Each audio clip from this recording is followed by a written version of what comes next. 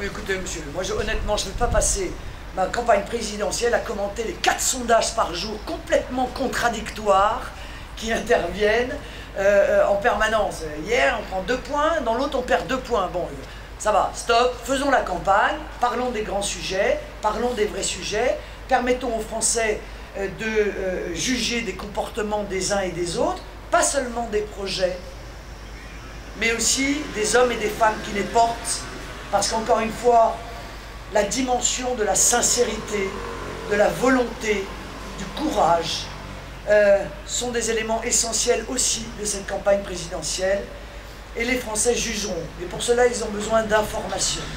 Et c'est ce que je viens faire aujourd'hui, leur donner une information qui n'est pas parvenue jusqu'à eux, parce que de manière volontaire, l'UMP et le PS ont décidé de ne pas informer les Français du coup d'État qui est en train de se dérouler contre la démocratie et contre le peuple français. Sur le regroupement familial, il dit qu'il va falloir avoir les moyens de rassembler la famille en France. Il vous a donné satisfaction hier, non?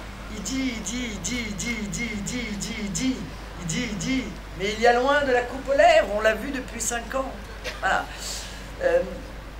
C'est exactement votre discours, quand même. Oui, mais madame, nous n'avons plus confiance. Les Français, le peuple français n'a plus confiance en Nicolas Sarkozy. Voilà, c'est fini. Il peut multiplier les promesses, il peut les aggraver, il peut durcir son discours. Ça ne marche pas. Les Français ont compris qu'il est dans un discours électoraliste et qu'ils n'ont plus rien à attendre de Nicolas Sarkozy. Nicolas Sarkozy, c'est le vote inutile. Vous considérez qu'il légitime vos propres propositions, malgré tout? C'est-à-dire surtout, il montre de lui-même un visage très critiquable. Tout de même. Je trouve, enfin. Quelqu'un qui, encore une fois, est capable de réitérer systématiquement et avec un cynisme absolu les mêmes promesses qu'il a effectuées il y a 5 ans, quasiment mot à mot, et capable de changer d'avis du tout au tout sur des sujets qui sont pourtant des sujets importants en fonction des sondages. Sarkozy était pour le droit de vote des étrangers, puis il y a un sondage qui est arrivé sur son bureau, puis il devient contre.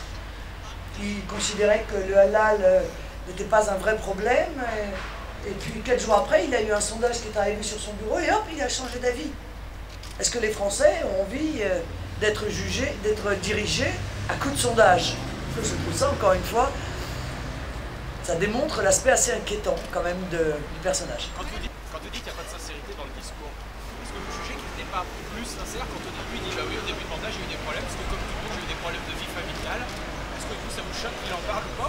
Est-ce que vous le trouvez sincère ou pas là-dessus? Oui, alors écoutez, je vais même pas commenter ça. Vous savez très bien ce que je pense de la pipolisation, vous savez très bien ce que je pense de l'utilisation de l'affectif pour faire pleurer Margot sur le pauvre président qui a été si malheureux. No comment, là, vous voyez, sur ce sujet-là.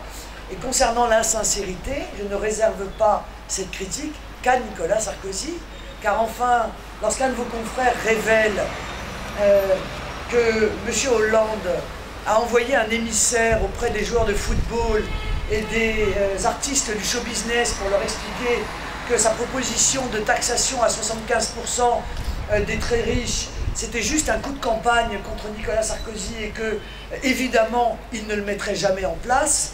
Encore une fois, l'insincérité est devenue le fil directeur de la campagne des Siamois, de l'UMP et du PS. Écoutez, monsieur, j'ai bien compris le système qui consiste à essayer de se détourner des grands sujets importants pour mener la discussion essentiellement sur quelque chose qui n'est même pas dans mon projet et dont j'ai dit que je serais amené à le faire que si je me sentais obligé pour des raisons budgétaires de faire des choix. J'ai bien compris la technique, monsieur Bambino, et particulièrement la vôtre. Voyez-vous? Parce que je ne suis pas complètement stupide. Voilà. Donc, moi, je suis... Non, monsieur, vous voyez discuter aujourd'hui de l'Europe. Donc, ce serait bien si, éventuellement, on parlait de cela, parce que croyez-moi que ce sera le dernier des préoccupations des Français ce type de sujet, lorsqu'ils s'apercevront qu'ils ne sont plus maîtres de leur destin, lorsqu'ils s'apercevront que, comme en Grèce, on va baisser leur salaire, on va baisser leur retraite, qu'on va supprimer les indemnités chômage. Ça, ce sont des sujets qui vont être des préoccupations essentielles des Français dans les quelques semaines et les quelques mois qui viennent, s'ils ne changent pas radicalement de système économique et donc de système politique. Vous n'avez pas peur d'être taxé d'europhobie par nos partenaires politiques européens si vous accédez à la présidence de la République? D'europhobie. Oui, j'ai une véritable phobie pour l'Europe de Bruxelles parce que je juge ses résultats. Or, ces résultats sont catastrophiques. L'Union européenne nous a menés à la ruine. L'Union européenne nous a menés à la régression démocratique. L'Union européenne est en train de nous priver de notre liberté de peuple. Et cela, je ne peux pas m'y résoudre. Nous ne nous sommes pas battus au cours de notre histoire. Nous n'avons pas sacrifié des millions de fils de France pour conserver notre liberté, pour aujourd'hui se la voir subtilisée par quelques oligarques au bénéfice des banques et des marchés financiers. Que proposez-vous comme alternative à la zone euro alors? Qu'est-ce que vous avez Je propose l'Europe des nations. Je propose de revenir à nos monnaies nationales et de conserver l'euro, monnaie commune. Voilà, je pense que c'est ça l'Europe de la raison. Leur Europe est l'Europe de la folie.